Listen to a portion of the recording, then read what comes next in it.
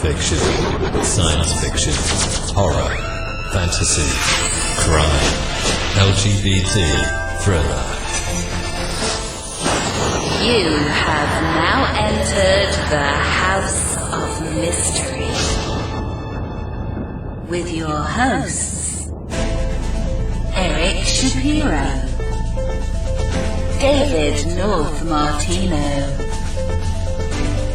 John Copenhaver, and Al Warren. Heard on KCAA 106.5 FM Los Angeles, 102.3 FM Riverside, and 105.0 AM Palm Springs.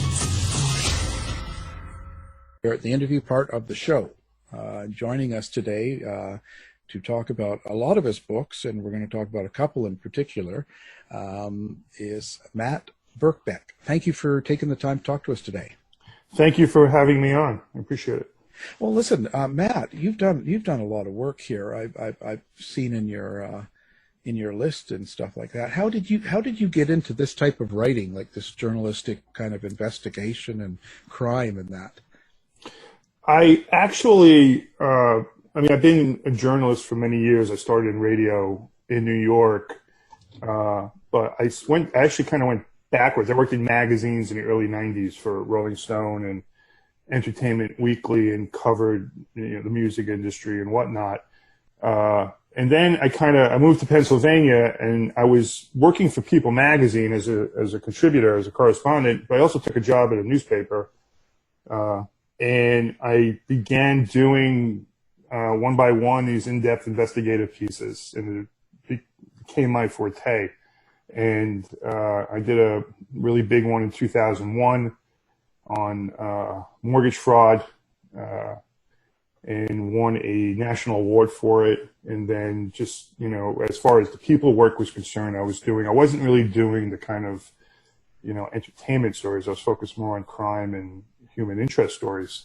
And so that was my focus for several years, and it was how I actually got involved in the Robert Durst story, which I first started covering. Actually, it'll be 20 years ago in October. So, I continued on with the investigative work, and that seemed to be, I'm interested in it, and plus it was something I was very good at doing. So, what is it about a case that actually draws you in to where you want to spend a lot of time on it and write a book?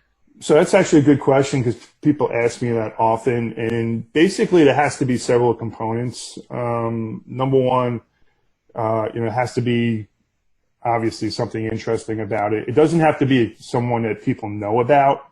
So, I've written, a couple of my books were about people that, folks for the most part never heard of. But the story also has to be compelling. It has to be multifaceted, and I only can really learn that once I do some research.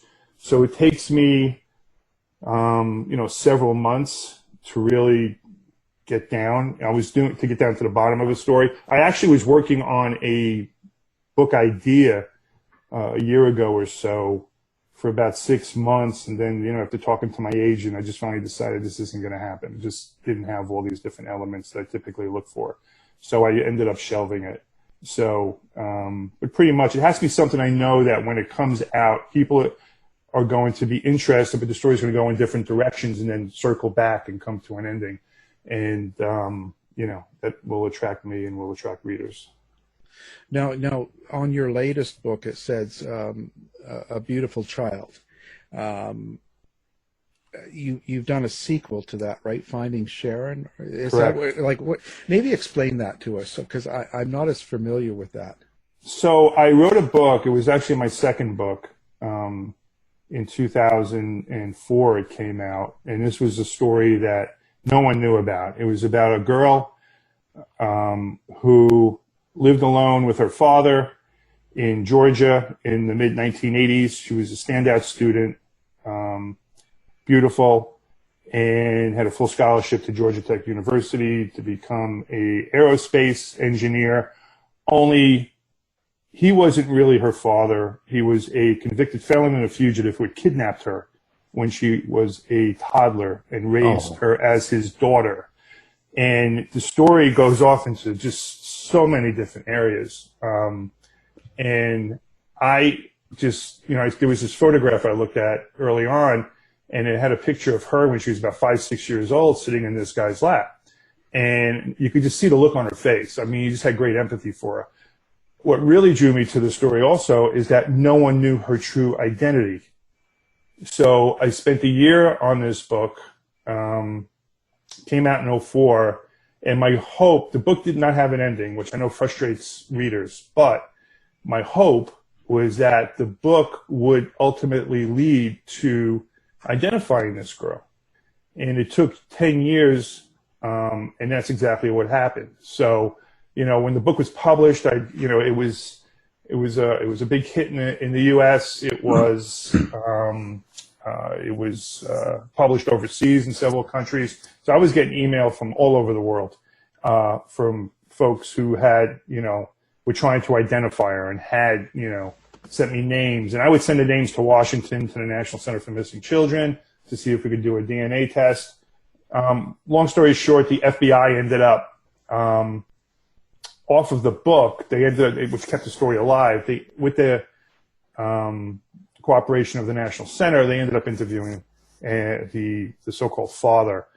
And he finally told us who she really was. So I ended up doing a sequel, which is called Finding Sharon, which came out a year or so ago. And then I also went back to Oklahoma, where the girl is buried. She was buried under a false name. They had stolen many names and used different identities throughout her life, often stealing them off of tombstones. And we were able to get her real family together. And it was folks from around the country, as well as all the law enforcement that was involved in this case from Oklahoma City, Tulsa, Oklahoma. And we were able to replace her headstone with a real one with her real name. So, which gave me great pleasure. So you just sold me on a couple of books. It's a truly remarkable story, but it also gets into this whole situation with missing children in America and how, when a kid went missing in the 70s and in the 80s, it was, the police basically said, well, let's give it 24 hours. Well, you're giving it 24 hours and this kid's going to be gone. So, John Walsh, his story is pretty well known. His son was killed. He went on to actually, it was through his work that the National Center was born. And over the course of decades, now we've got Amber Alerts. Now, a kid goes missing within 2 hours, notices go out. So it's rare when something like this can happen. But thanks to technology and some really great police work on the part of the FBI, we were able to finally identify her. Now, with something like this, because I know I'm just finishing a book where it involved children, there's a big sense of responsibility with these types of books to not only to the victims but the families. So that never goes away, does it? No, it does. That's very insightful on your part. That's a really good question, because there's so many, awful, terrible, violent, just, even disgusting things that happen in the course of this story, because you're dealing not just with kidnapping and you're not dealing with murder and death, you're dealing with, pedophilia, which was something I had to address, but I didn't want to make it, any bigger than it had to be. And so I just went into A Beautiful Child knowing that this story was just so powerful. I had to find a really good way to tell it, but just stick to the facts and just, tell it in a compelling way where you're going to keep readers interested and even gripped to the story, which they were, thankfully, but just not go overboard and do anything disrespectful. So to that end, when we found her real identity, I had reached out to her biological father, and he didn't want to initially talk to me or anybody else. This was in 2014. And then right before, it was like kismet, right before we were going to have this ceremony where we changed her headstone in 2016, he actually reached out to me. It was 2 years later. And he actually said, listen, I've had a terrible time with this, as you can imagine. I read your book and I saw how respectful you were in terms of telling the story. And, I'd very much like to talk to you. And we did talk, and he did end up coming. He lives on the West Coast. He did end up coming to Oklahoma. And he met his biological granddaughter that he didn't even know he had. So we were able to put family, pieces of families together, and it was pretty cool. But you do have to be very, very aware in doing a story like that, even in doing any kind of a crime story, as to the victims' families and how they're going to feel when they actually read the book. Yeah. It's a really, really tough. It's a fine line to get it right and not be too salacious, as they'd say, or something. Right? Correct. So yeah, that's crazy. Why did this guy take this girl, and kind of what was behind this guy doing this? So his name is Franklin Floyd, and I actually spent 6 hours with him, interviewing him in prison. The first 4 hours were in St. Petersburg after he was found guilty for murdering a girl in 1989. And he's just, this is a guy who was raised in an orphanage, was abused himself, just had a few screws loose is the best way you can explain it. And, when you ultimately sit down with him, 2 hours into the interview, you realize that this guy is pure evil. And I actually had to get up and leave the interview room. They actually put me into a small interview room with him, and he had his cuffs on at first, but he asked if he could take them off, because fortunately for me, he had acted as his own attorney during his trial, and he had access to all the discovery materials, and he had them with him, and he allowed me to make copies of everything, which frankly made the book. So I had, all of his records going back to when he was a kid and back in the orphanage, arrest records and whatnot. More importantly, I had all of, we call her Sharon. I had all of Sharon's records, from school, high school, whatnot. I had an autopsy report. It was a treasure trove of information. So, but what makes these guys tick, I have no idea. I wish I can answer that question, but I can't. Well, people like that too. You don't. Quite often they can go up for parole. Like they should never really be allowed out, should they? I mean, because we're not really. I don't know. Because how can you rehabilitate someone like that? You can't, and that's really important. You cannot rehabilitate a Franklin Floyd. So. But the way, law enforcement, the courts work, someone goes to prison, you serve your time and you're out. And then you move to a different state, you go do your thing again. And that's exactly what happened in this case. So, that's the way the country is built. And unfortunately, this is one of the few things that, we have to deal with as a society here. But he was truly a monstrous individual, and he's still alive. He's on death row in Florida, and he's still alive. But like I just said, truly a monstrous individual. Yeah, but that's just crazy. I mean, if they can't be truly rehabilitated or fixed, so to speak, how can they really blend back in society? Like, do you really want that person as your neighbor? Correct. But you've got groups like the ACLU and others that would never let that happen. They would just, they would point to the Constitution. They would point to the laws of the state. They would point to federal laws, and they would just say, hey, he has his rights. Doesn't matter how many heinous crimes he committed. He still has rights in this country. And, and that's just the way it is. So unfortunately, you really have to wait until he commits his next crime, and then he'll go away to prison, usually for life. Here in Canada, we have it's called the Dangerous Offender Act, and there has to be a whole trial to ensure that the person is a dangerous offender. But if they're deemed that, then they're held indefinitely. And define indefinitely. Yeah, for life. Okay. Yeah. Well, that's really interesting. I never knew that, but that would be something that they should consider here. I would be for it. Yeah, I mean, I'm all into people's rights, and he has his rights. And if he gets redeemed from his, finds God or whatever it is, that's all good. But if he has mental issues that causes him to do things like this, and he's not been rehabilitated or he's not getting help for that, It just seems to me common sense not to mix that in common society. That's all. But I guess that's I guess you're right. I'll never win that one. Now, A Deadly Secret and Durst. How did you get into that case? Like, how did it fall into your lap here?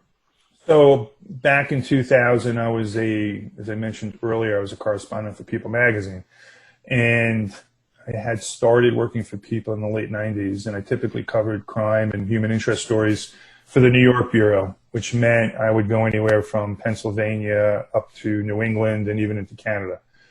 So my editor called me. There was a big story in the New York papers, in the New York Times and in the New York Daily News, about this heir to a real estate fortune, Robert Durst, and he had been suspected of killing his wife some 20 years earlier in 1982, and then the case just went cold. In that there was a new investigation, only instead of being in New York City, it was up in Westchester County, which is just north of New York. And so my editor, we wanted to do a piece, and she assigned the story to me, and I ended up spending the next 3-4 weeks digging into it. And I did a piece that came out. It was probably one of the longest crime pieces that People had ever done. It was like 5 pages long. And it came out on December the 4th of 2000, I believe. And then 3 weeks later, Durst had a best friend. Her name was Susan Berman, and it was suggested that she had helped him back in 1982, get past the police and all of that. Well, she's murdered in Los Angeles. And then this is where this case starts to go off the rails. So I didn't do another piece. I stayed in touch with the people that were involved in the story. I got to know the missing wife. Her name was Kathy Durst, and they had met in the early 1970s. He's rich. She's a blue-collar girl from Long Island. They meet, quickly get married.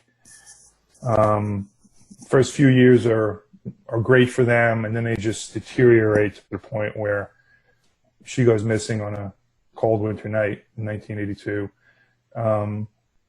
I stayed with the story, meaning I stayed with the people that were involved in the story. It became national news once this woman, Susan Berman, was murdered. And then in late September of 2001, I got a call from a screaming woman who was one of my sources on the story, telling me that Bobby, his name is Bobby too, I call him Bobby, was arrested in Galveston, Texas for chopping up a guy. And this guy's name was Morris Black. And that's when the story really took off. So that's when I went to my editor at People suggested to me, saying, hey, this could be a good book for you. And I always wanted to do a book. And I said, sure. So she helped me get my first agent. And I ended up doing A Deadly Secret. But the story, this is another story. So like A Beautiful Child, that one ended. There was no ending to it. A Deadly Secret, there was really no conclusion. I told the story into what happened. I gained access to the New York City police files from the 1982 case. I told the story of what happened then. I told about their marriage. Some really great detail in the book about Durst. And then, but when the book was published in 2002, it was before his trial for hacking up that guy in Texas, Morris Black. And so there wasn't an end to it. But what I came away from in doing the book, and I was just totally convinced about this, but he wasn't just a murderer. He didn't just kill his wife and kill his friend Susan Berman, basically in an attempt to cover up the murder of his wife, and then hacked up this guy, Morris Black, in Texas, dismembered him because he thought he was a witness. I thought Durst was now a serial killer. Yeah. And so, and that's where, my direction, at least with the Durst story, I thought at some point in time he was going to get arrested again. I didn't realize it would take 13 years, but, it eventually happened. So, yeah, so you think he's killed more than just those three or not? So I do. And I'll tell you why.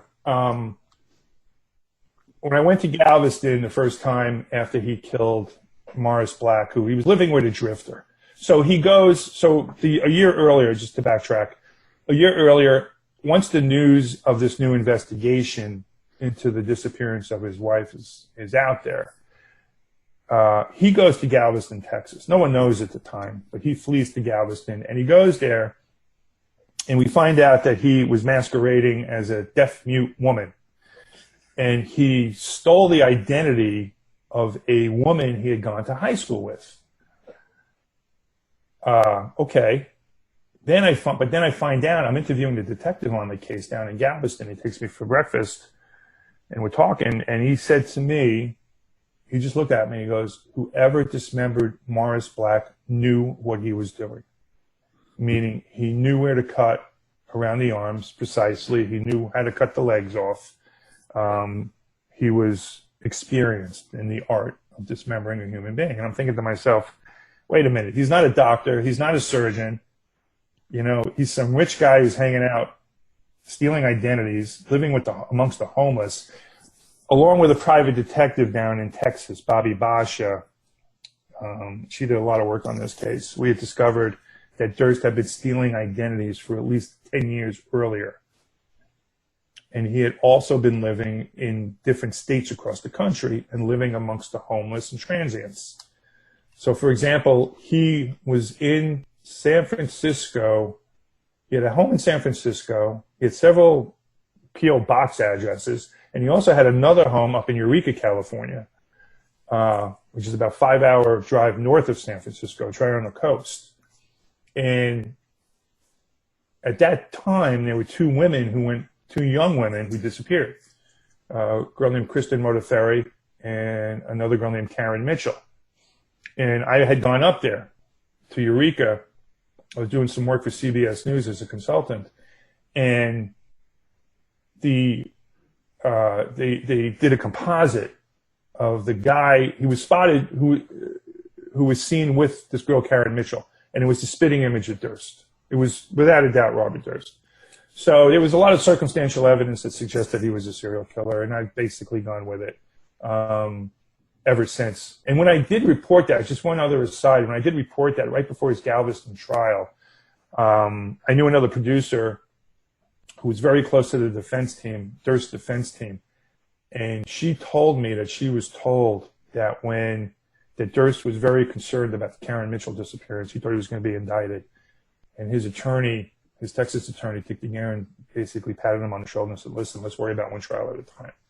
So, so it's really, it's been something that the FBI had decided to look at once he was arrested in 2015, following the airing of the Jinx. And FBI director at the time, James Comey, actually announced that they were going to be looking at Durst and the disappearance of other people across the country. But of course, it was just for the TV cameras. It really never went. It never really went anywhere. So, but I'm completely convinced that he's a serial killer, and I believe he's killed a number of people. Now, was there a type of how do I put this? Was there an MO behind this? Like, did he have a particular type of person he wanted to kill, or was it random? Or what do you think? What do you think led him to do the killings? So in 2015, and if there's anyone in your audience that's not familiar with Durst, they may be familiar with they're familiar with the Jinx, don't know Durst. The HBO aired the Jinx. Which was directed by a guy by the name of Andrew Jarecki. So Andrew had actually reached out to me in 2011 and asked me to appear on the Jinx. I had declined. Only, Andrew and I had different ideas on what Durst was about. As I said, I thought he was a serial killer. Andrew didn't. Although Andrew did call me after the Jinx, after the last episode aired, and he just said, Matt, you were right. This guy's a serial killer. So, and he had spent some time with him, so he was completely convinced. So, the Jinx airs, and we have the famous last scene where he's in the bathroom and he's mumbling to himself, and sounds like there's like different personalities emerging, and he says the famous words, "Killed them all," of course. So that becomes it becomes big national news, and for a long time, and to this day, and then he's charged with the murder. He's finally charged with the murder of Susan Berman, for which his trial has now been postponed to April because of COVID. But soon after he was arrested, we hear, I never knew this, but the police in Vermont suspected him in the disappearance of a girl back in 1972. And she had just visited, he had a health food store called All Good Things. And she apparently had been in that store. And then within an hour or two later, she's gone and is never seen again. So they were curious as to Durst, and they had suspected. Of course, it's all circumstantial. Right. So these are all young women. You know, this woman was like, I think 18, 19, 20 years old. Karen Mitchell was 16. Kristen Modafferi she was 18. She was from North Carolina.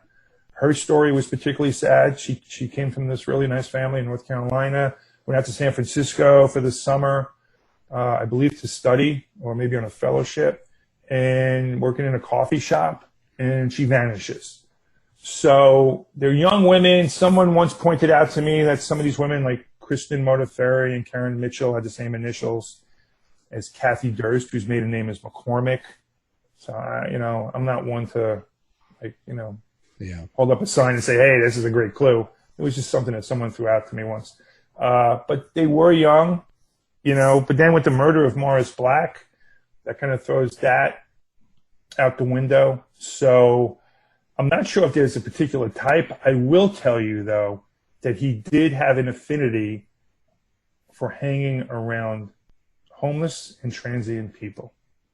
And to me, what that suggested was that let's just say that this idea that he is a serial killer is true. What better people to kill than homeless and transient people who no one's going to miss? Right. So yeah, Morris, it's a great victim pool, right? Exactly. And this guy's got, his family owns half of Manhattan. So he's the heir to, or he was at the time, to, I think he had $100 million in his own trust fund. So imagine a guy who wants to hang around the homeless, can kill them, and has just unending surplus of money to finance whatever it is he's doing. Because he did drop off the map in the 1990s. No one knew exactly what he was doing or where he was. So, I think that he didn't necessarily have a type, other than I do believe that he was traveling around the country and he was killing people. Yeah. No, it's just curious if he had some sort of motivation. I mean, Morris Black might have been not someone he intended. He didn't mark him to kill him. It just sort of happened because of something that went on. Or he did know Morris Black, because there's been some suggestion that they had known each other for many years. When I went to look at Morris Black, typically you could find someone's history. You do a search, and you can see, all right, this person was living here at some given time. He was living here at another given time. Morris Black had like a couple of decades where it was just absolutely nothing. But the thing to me that was so interesting about Durst, and it was something that just got completely passed over by everyone and is rarely ever mentioned, is that he saw his mother jump off the roof of their home when he was 7 years old. When he was 10, he was sent to see a psychiatrist. And after 2 sessions, the psychiatrist ended the sessions. And there's this letter, and it's in the book, and they talk about the anger he has towards his brother and his father, and also how it's created this psychodynamic force which could ultimately lead to schizophrenia. So the bottom line is, you're talking about a kid that's 10 years old that's got severe mental issues. And I don't believe he was ever treated again for that. So, the doctor there is predicting that unless he is treated as an adult, you're gonna have a wild card here. Well, that's what happened. So, to me, this went all the way back to when he was a child. And when we talk about his father and brother, now, if I remember right, his father bypassed Bobby Durst to let his brother kind of run the business, so to speak. And so I just wonder, did they, like when you were saying Robert Durst went missing in the 90s and he was doing all this weird stuff, living in weird places. And were they aware of this, or did they just not care, or they just weren't involved with him at all for that whole time? They were deathly afraid of him. They knew that he had. They thought the family all knew what he did with Kathy. They just weren't going to say anything about it. He left. He was never ever going to take over the Durst organization. His brother Douglas was groomed to take it over. This is what he did as a living. Bobby was someone who just kind of showed up, smoked pot, did whatever he had to do. He had his name on the door, but he wasn't in any way capable of running a company like that, ever. So when it was time for the father, Seymour, to finally make the decision and say, hey, this is how it's going to be, he just said, hey, it's Douglas. And, Bob took it obviously personally. He was very upset by it, but it wasn't going to happen. Now, the family knew before then, and they continued to know after, that he was very dangerous. So, they said it back in 2001. His brother Tom told one of the New York papers that he's crazy. And this was, 19 years ago? And then, as I wrote in A Deadly Secret, in the newer edition that came out in 2015, following the jinx and following his arrest, whenever Bob came to, he was living in Houston, but whenever he came to New York, Douglas would have him trail 24 hours a day. And he would also have extra security assigned to his home. So everyone in the family knew that he was extremely dangerous. Could, if given the opportunity, be violent and even kill one of them. Do they stand beside him during these trials, and like even the trial going on now? No. No, they just walk away. They walked away. He's on it. He's on his own. He was on his own 20 years ago, and he's on his own now. So, but he still has the same amount of resources. His trust fund is still there, correct? Yeah, he was given, the numbers vary. It's somewhere, but he was given a payout like between $60 and $90 million. But what's interesting, and I was just having this conversation with another member of the media last week, but the lawyers that he has now are basically eating away at his trust fund. So, his defense, he's been in prison since 2015 awaiting trial, since 5 years. The number 10 million already popped up. At least that's what was told to me. So by the time he gets through a trial, he'll still have money left, don't get me wrong. But, they're eating into it. So, you're talking $15 million, if the trial comes to a conclusion next spring. Well, they got him off on the Morris Black one, which was absolutely crazy. It was bizarre, but, when I covered the first 2 weeks of that, and you could tell, as soon as the trial started and it continued on, you could see it was like, the major leagues with his defense team and the rookie leagues with the prosecution. It was just, they were way in over their head, even with a case like this. And, plus you add in a bizarre jury and we had the conclusion that we got. I just couldn't imagine letting someone go when they hacked up a body. They allowed the defense team to create a narrative. My friend Bob, he's a really nice guy, but he had no choice. And forget the fact that he hacked up a body. He was fearing for his life. That was just an action after the actual event of killing someone. Right.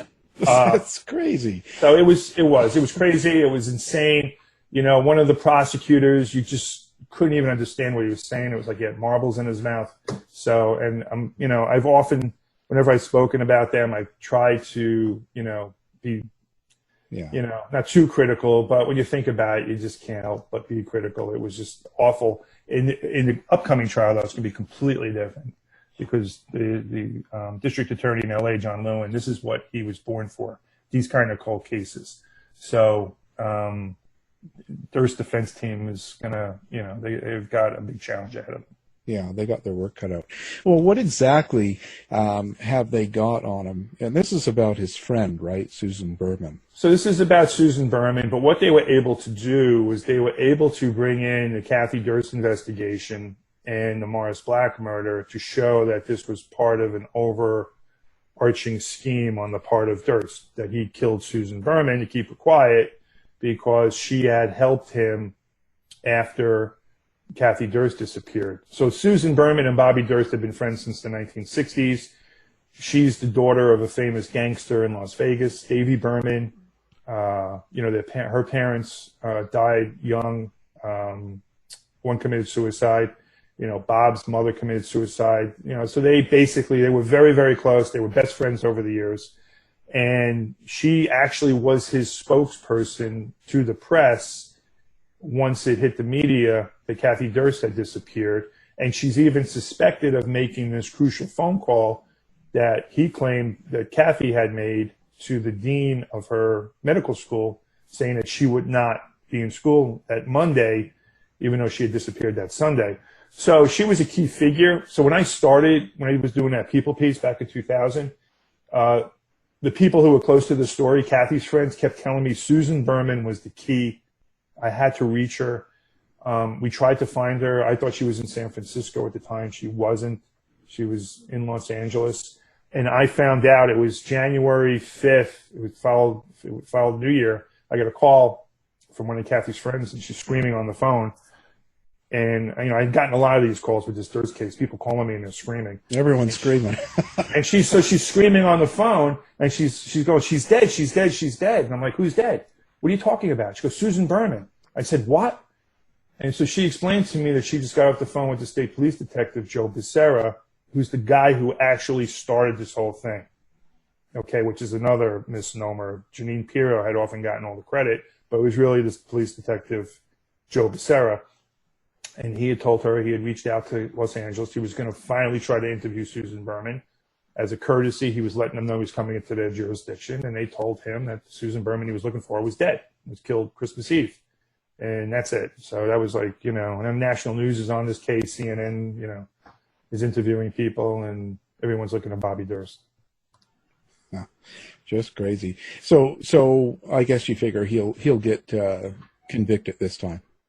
Yeah, without a doubt. I think, if he had some really good advice, there's a video. So when he was arrested in 2015, John Lewin, the prosecutor from Los Angeles, flew to New Orleans, and he sat down with Bob for like a 2-3 hour interview before Bobby's lawyers showed up.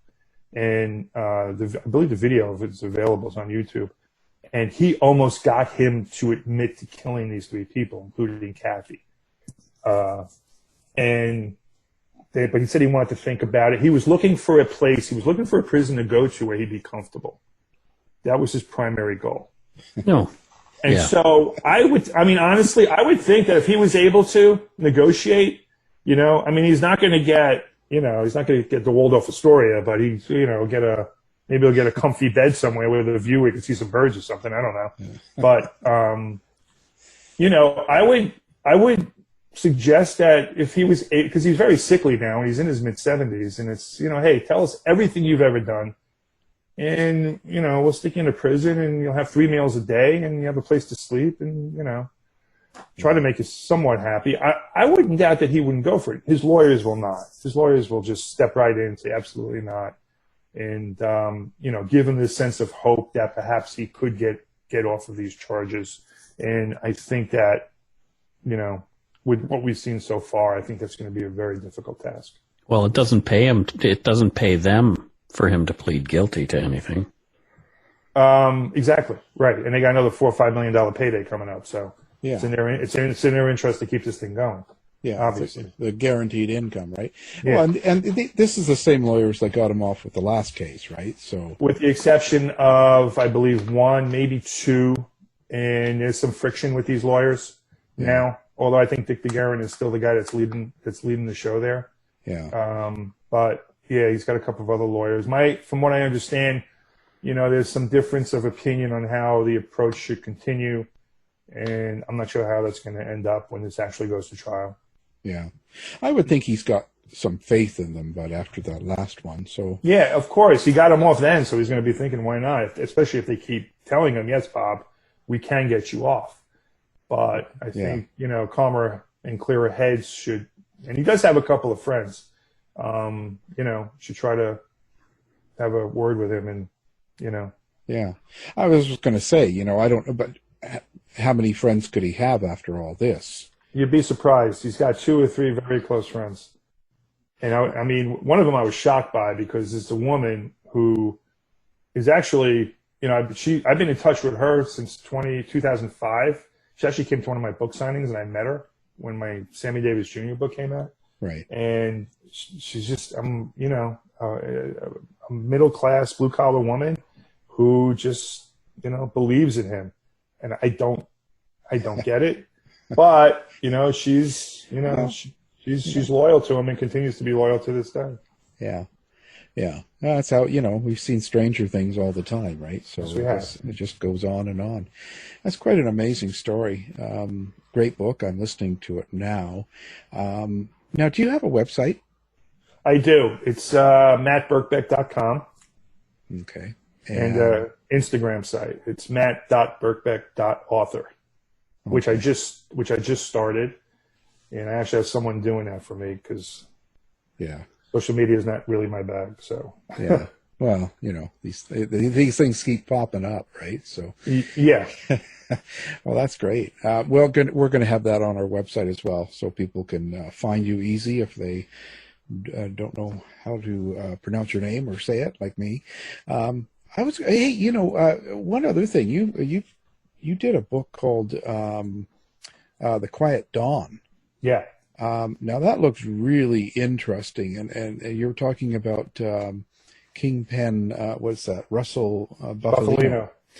And you've tied him to Jimmy Hoffa, hey? So here's the Reader's Digest version, which is a short one. I was as I mentioned earlier, I've been an investigative journalist for years. I was working for another newspaper, and I was covering Pennsylvania's entree into casino gambling in the mid-2000s, like 2004, 2005. And the governor at the time, Ed Rendell, was force-feeding a couple of candidates, and one of them was a fellow from the Scranton area with these long-standing mob ties. And so I started digging into it, and long story short, it was this incredibly corrupt exercise in terms of getting this guy with this mob history a gaming license. And he was ultimately charged for perjury, for lying to a grand jury about his relationship to Russell Bufalino. Russell Bufalino, unbeknownst to me, was arguably the most important mobster in the history of this country. If you go through his life in the 40s and the 50s and the 60s, and then in the pinnacle of his career in the 70s, where he's leading 2 families, he had control over Jimmy Hoffa and the Teamsters. I read about this. This is all in the book. He had ties to Cuba and the dictator there, Fulgencio Batista. He had casinos in Cuba. He had garment factories in Pennsylvania. He had a restaurant in Midtown Manhattan that he operated out of. Just a truly, truly remarkable individual. In 1963, the government identified him as being one of the most important and ruthless mobsters ever in this country. Only since he operated half the time, and he was from Pennsylvania, everyone ignored him. They said, this guy from Pennsylvania, doesn't mean anything. He's not from New York. He's not operating from Chicago. And actually he was. So he was very good friends with Jimmy Hoffa. It was, as I write in the book, and there's a clip on my Instagram site. You'll see it's like a 6-minute clip from this NPR program I did, History Detectives on him, where it outlines how he had, in 1975, formulated a plan that ultimately killed 3 members of the mob, Sam Giancana, actually 2 members of the mob, Sam Giancana and Johnny Roselli, and the third person, Jimmy Hoffa, because of this ongoing church committee hearing in Washington, which was looking into the CIA's ties to using mobsters to kill Fidel Castro. And Bufalino and Hoffa were very much involved in that. So it's a truly remarkable story. It's one that I'd spent 5 years covering, and then it took me another year or so to write the book. Wow. So when you're doing a book like that, do you ever worry about getting hit? Listen, I'm not going to say, it was more during my coverage that I would have conversations. So, I would get a call. I had gotten a couple of calls from the FBI about threats that they thought were real and they thought I should know. There was one of my sources was a member of what was left of the Bufalino family, and he was, supposedly committed suicide. He hung himself, but I doubt that very much because he died just a couple of weeks after someone was released from prison who he had actually testified against. So yeah, there was a lot going on. It was one of the reasons in 2010, I still continue to do stories like this, although I kind of stretch them out a bit. I did a piece for Playboy in 2014 about the mob, the Secret Service, and a former Major League Baseball pitcher named Denny McClain. And that's up on my website if anyone's interested in reading that. So, I still do these stories, but in addition to doing the work I do, I also cover Wall Street, a particular area of finance called securitization, which requires me to do a lot of digging, the same kind of digging I would do, let's say, if it was organized crime or political corruption. Only now I'm looking at the guys on Wall Street as opposed to, the crooks in Washington or whatever. You'll find lots. Yeah, so, and I do. So, but I'm glad you brought that book up. It was a really great story and a remarkable indivial in Bufalino. Yeah, and I see it's on audio, so I'll get that now. I just love these good stories. He's the Joe Pesci character in the movie The Irishman. Yeah. Right. I was going to say, too, what did you think of The Irishman? So I knew about The Irishman back in 2008 because the author of the book it was based on, I Heard You Paint Houses, Charlie Brandt, right, yeah, was desperately trying to get someone to validate Frank Sharon's story about him shooting Hoffa. And so he knew I was covering the Bufalino family, and he said to me, if you hear anything, please tell me. So Charlie was kind of a weird guy in that I did broach the question ultimately, and I was told that Frank Sharon did kill Jimmy Hoffa, that the story was true. But I was also told, and Charlie Brandt did not want to hear this part of it, that Sharon was not as important a member of the Bufalino family or to Jimmy Hoffa that he made himself out to be, which is what is in the movie The Irishman. That he was nothing more than a hitman used by both Hoffa and by Bufalino. And that he was such a really dark and evil character. He was so dark he scared the rank and file gangsters. That's how dark he was. So the movie, it was a long movie. I thought it was kind of like Goodfellas redo. Yeah. It was kind of like the same thing, the same style. I already knew the story. I knew what it was going to be.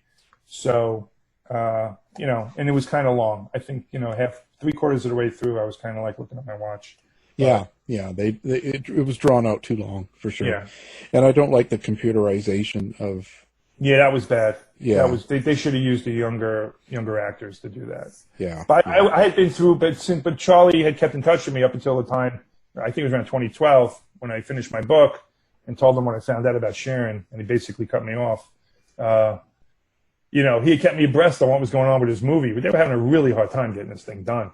Right. Despite the fact that you had Martin Scorsese and De Niro involved, and, it was still really hard getting financing and all of that. So, yeah. Ultimately, they were able to get it done. Yeah. He's been on the show a couple of times. Yeah. Interesting. Well, so what's next? You've done quite a bit of good work. So what you got something up coming up next, or So I just did. So there's two things I'm working on. I just finished my first work of fiction. I took a shot at doing fiction, and my agent is now talking to different publishers. So expecting to have that finalized sometime in September. And then for Finding Sharon, which we talked about earlier, the sequel to A Beautiful Child, both books, which I can't get into too much detail, but I'm working on a project, and actually two projects involving both those books, which will bring it to a audience in non-book form. So I'm pretty excited about that, and hopefully, when the official announcements are made, I could share more about it. But as far as other books, there's some other things I had been working on, and is one I'm toying with that involves James Brown.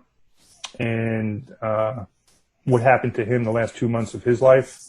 It's something I had been involved with. I did a piece about James Brown some time ago for Rolling Stone, and there's a lot of information that I have, and I've thought about doing it. I'm not sure quite yet.